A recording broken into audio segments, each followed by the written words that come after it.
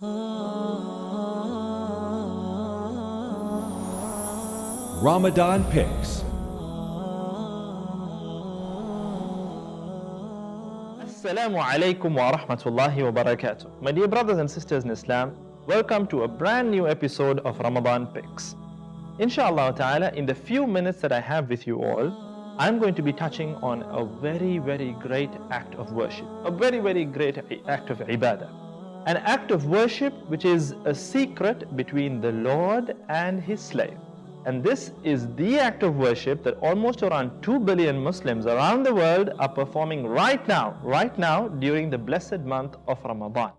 A Sawm in the Arabic language, which can be defined as fasting, is to abstain from food, drink and sexual intercourse from dawn till sunset. And during the month of Ramadan, it is mandatory and obligatory upon every Muslim male and female who has attained puberty to fast the entire month unless a valid excuse such as sickness, travel or menstruation presents itself. There are a number of benefits that can be highlighted in regard to fasting.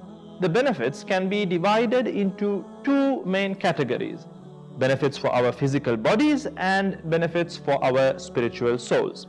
Let's start off with the benefits that our bodies experience during fasting, the physical benefits. But bear in mind that Muslims do not solely fast because of the medical benefits, which are of a much secondary nature in comparison to the spiritual benefits that an individual reaps through fasting. So benefit number one, intermittent fasting changes the function of cells, genes and hormones.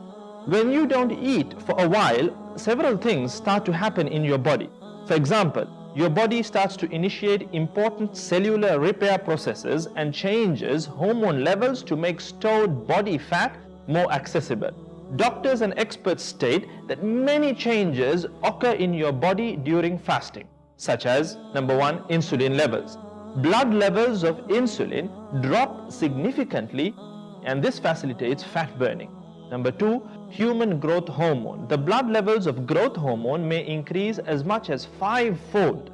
Higher levels of this hormone facilitate fat burning and muscle gain and have a number of other benefits as well. Number three, cellular repair. The body induces important cellular repair processes such as removing of waste material from cells. Number four, gene expression.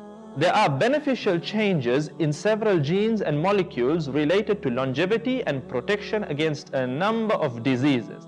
The next benefit in line is that intermittent fasting can help you lose weight and belly fat. It can help you lose and shed weight. Fasting can reduce insulin resistance, and this lowers your risk of type 2 diabetes. Fasting has shown to have a positive effect on insulin sensitivity, allowing you to tolerate carbohydrates, in other words, sugar, better than if you did not fast. Intermittent fasting can also reduce oxidative stress and inflammation in the body. Additionally, studies also show that fasting can help fight inflammation, like I mentioned earlier, which is another key driver of all sorts of common diseases. Fasting speeds up our metabolisms as well, our metabolism mechanisms.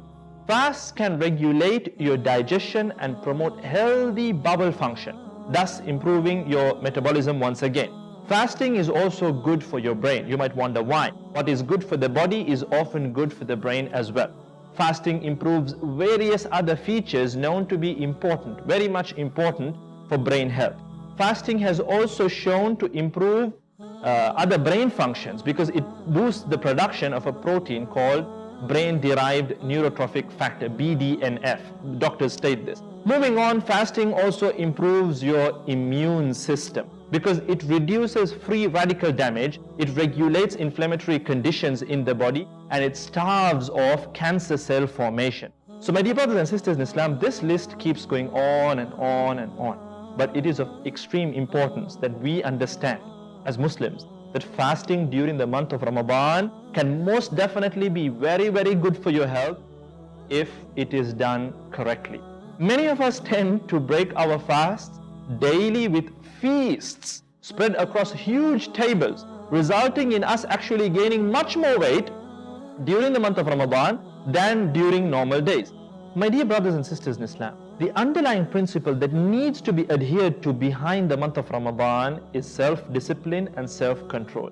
This should never ever fall apart at the end of the day. A balanced and wholesome diet that contains foods from all the major food groups is vital to maintaining good health and reaping the benefits of fasting.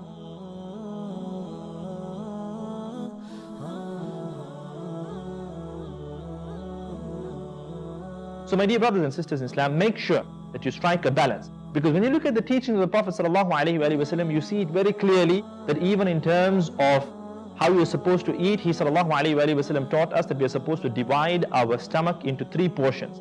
1/3 for air, 1/3 for solids, and 1/3 for liquids. You can see a perfect balance in what he ﷺ taught us. So if we wish to live healthy lives, productive lives, to do a lot of good in this world, to reap the very best in the next world, we have to strive to emulate the beautiful teachings of our beloved Prophet Muhammad ﷺ. So with that, more or less, I conclude this video. The next video will be part 2 of this video, inshallah, where I will delve into the spiritual benefits of fasting. I look forward to talking to you all in that video, inshallah ta'ala. So until then, please don't forget to share this video around as much as possible to inspire others and to also share in on the reward. So until then, Jazakumullah khair. Wassalamu alaikum wa rahmatullahi wa barakatuh.